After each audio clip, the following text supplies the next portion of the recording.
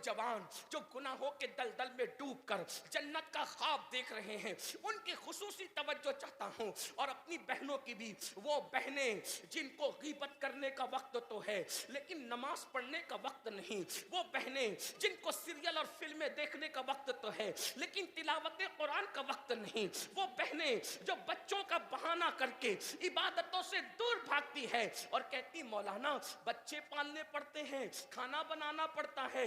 मैं कहता हूं मेरी नादान बहन अच्छी तरह सुन ले, तू ही बच्चों की मां नहीं है तो अल्लाह अल्लाह सैयदाए कायनात मखदूमे कायनात सैयदा फातिमतुज़ ज़हरा तो अल्लाह अकबर कम से कम हमारे अकीदे में वो 5 बच्चों की मां थी। 19 से 20 साल की उम्र में जो 5 बच्चों की मां बन गई थी।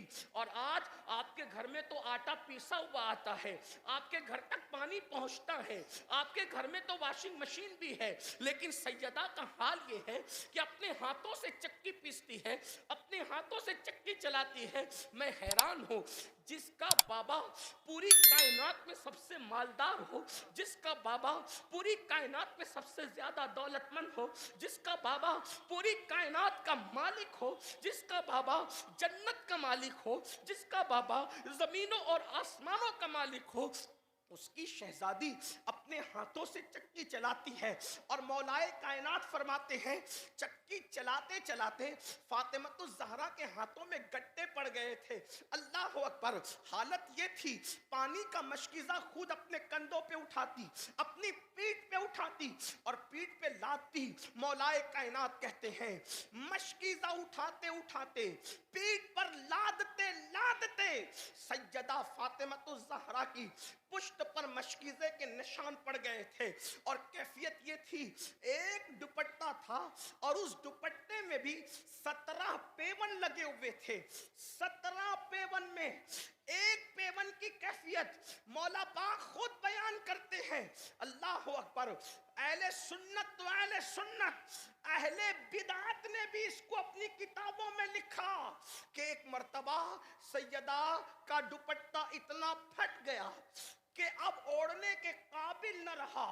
तो मौला मुश्किल कुशा ने फरमाया फातिमा अपने बाबा से कोई दुपट्टा तो मांग लिया होता ताकि आप दुपट्टा ओढ़ लेती।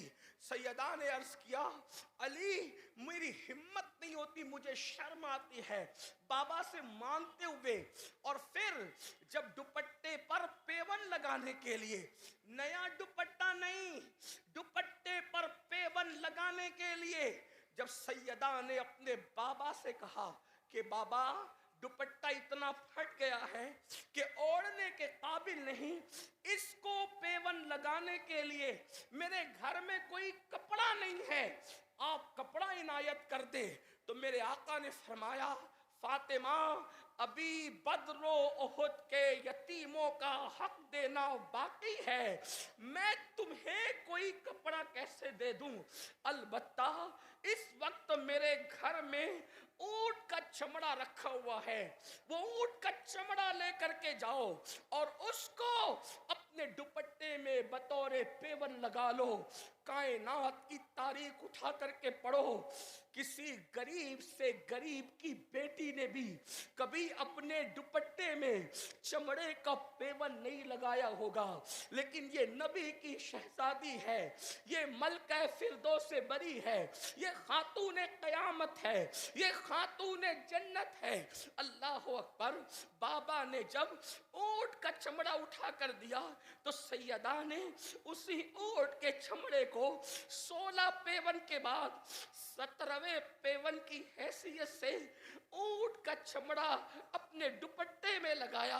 और जब ओढ़ा तो अल्लाह के रसूल तशरीफ लाए और तशरीफ लाने के बाद हुजूर ने अपनी शहजादी के सर पर वो दुपट्टा देखा जिसमें ऊंट के चमड़े का पेवन था। हुजूर से बर्दाश्त न हो सका, बाप आखिर बाप होता है और मेरे आका तो अपनी शहजादी से सबसे ज्यादा प्यार करते थे। हुजूर रो पड़े, हुजूर रोए, मौला अली भी रो दिए। मौला अली और हुजूर को रोता देखकर सैयदा की आंखों में आंसू आ गए।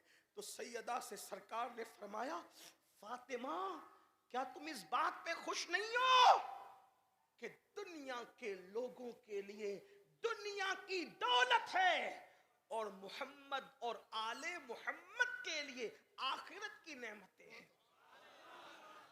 اس حال میں زندگی گزارنے والی سیدہ فاطمہ 5 بچوں کی ماں، خود چکی چلائے، خود کپڑے دھلے، گھر کا کام خود کرے، لیکن ایک وقت کی نماز بھی کبھی قضا نہیں ہوئی. ایک وقت کی نماز بھی کبھی نہیں چھوٹی. بچوں کا بہانہ کر کے نماز چھوڑنے والی میری بہنوں، کیا آپ کے لیے سیدہ فاطمۃ الزہرا کی زندگی نہیں؟